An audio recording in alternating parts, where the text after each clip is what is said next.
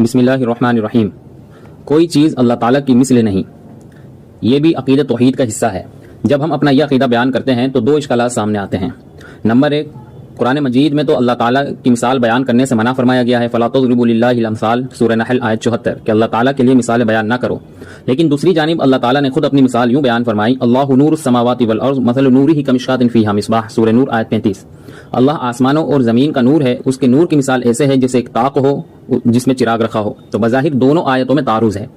دوسرا اشکال یہ آتا ہے کہ اہل سنت والجماعت کا عقیدہ ہے کہ اللہ تعالیٰ کی مثل کوئی چیز نہیں، جبکہ اللہ تعالیٰ نے قرآن مجید میں اپنے لیے خود نور کی مثال بیان فرمائی ہے۔ تو معلوم ہوا مثل تو موجود ہے، تو جب مثل موجود ہے تو آپ اپنا عقیدہ یہ کیوں بیان کرتے ہو کہ اللہ کی مثل کوئی چیز نہیں؟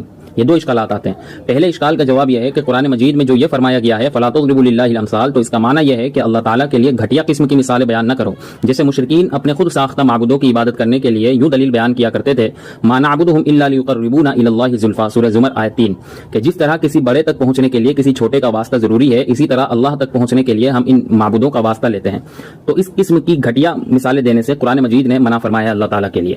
اور جو دوسرا اشکال ہے، تو دیکھیں یہاں دو الگ الگ باتیں ہیں۔ ایک ہے اللہ تعالیٰ کی صفات جیسی کسی اور کی صفات ماننا اور اس کو مثال کے طور پر بیان کرنا، ہم اس کے قطعاً قائل نہیں ہیں، اس سے بندہ مشرک ہو جائے گا۔ دوسرا ہے اللہ تعالیٰ کی صفات کو سمجھانے کے لیے دنیا کی کوئی خوبصورت مثال دینا، اور اس کے ہم بالکل قائل ہیں۔ اور اہل سنت والجماعت کا جو عقیدہ ہے کہ اللہ تعالیٰ کی مثل کوئی چیز نہیں، تو اس کا معنی یہی ہے کہ اللہ تعالیٰ مخلوقات کی مشابہت سے پاک ہے، کوئی چیز اللہ تعالیٰ کی ذات اور صفات جیسی نہیں ہے۔ جو قرآن مجید کی سورہ نور میں مثال بیان ہوئی ہے، تو اس سے مراد ہرگز یہ نہیں کہ اللہ تعالیٰ کا نور حقیقتاً طاق میں رکھے ہوئے چراغ کی طرح ہے، بلکہ محض سمجھانے کے لیے یہ ایک مثال دی گئی ہے۔ تو اللہ تعالیٰ کی صفات جیسی کسی اور کی صفت ماننا، اس کو مثال کے طور پر بیان کرنا، یہ الگ عقیدہ ہے، ہم اس کے قطعاً قائل نہیں ہیں۔ اور اللہ تعالیٰ کی صفات کو سمجھانے کے لیے دنیا کی کوئی خوبصورت مثال دینا، یہ بالکل جائز ہے اور ہم اس کے قائل ہیں۔ تو لہٰذا دونوں آیات میں کوئی تعارض نہیں ہے، ہمارا عقیدہ بھی درست ہے اور آیات بھی درست ہے۔